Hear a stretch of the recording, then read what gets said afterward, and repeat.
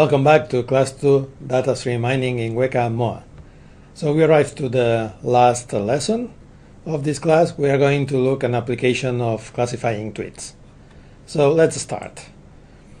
Twitter is a very nice example of data stream because it's data that is produced on real time. So Twitter is a microblogging service that is built to discover what is happening at any moment in time. There are more than 300 million users, more than 2,000 million search queries every day.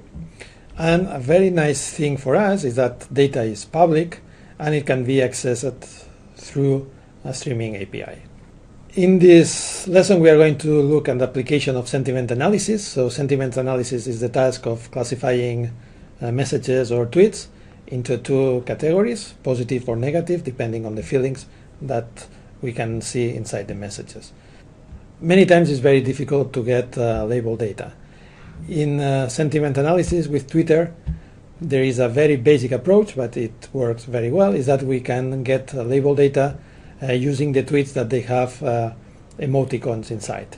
So many tweets, they have positives or negatives emoticons, and then we can use this information to classify them as positive or negative. We can use all of these tweets to train our model, and then we can predict.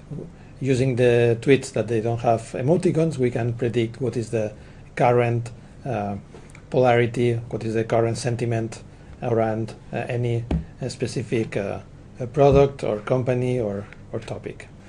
An important thing that we need to look when we are classifying tweets is that if data is balanced or not. So let's look at an example. So in this simple confusion matrix, what we see is that we are predicting 82% as positive and 18% of the instances as negative.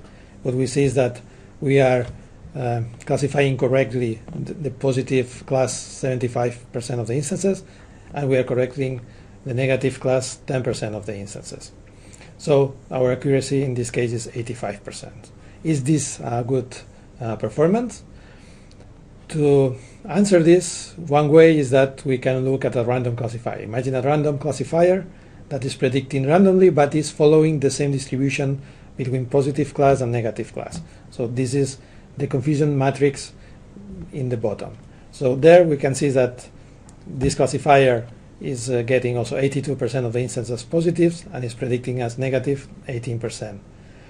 Interesting thing is that it's predicting the positive class correctly 68% of the time, and the negative is predicted correctly 3% of the instances. So that means that the accuracy here is 71%.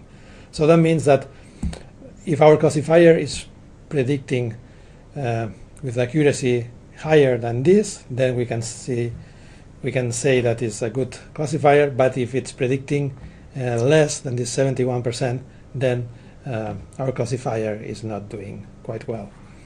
To see this is, as you may know, there is this kappa statistic measure that what is measuring is this difference, the difference between the accuracy of our classifier with the accuracy of a random classifier that is predicting using the same distribution of classes.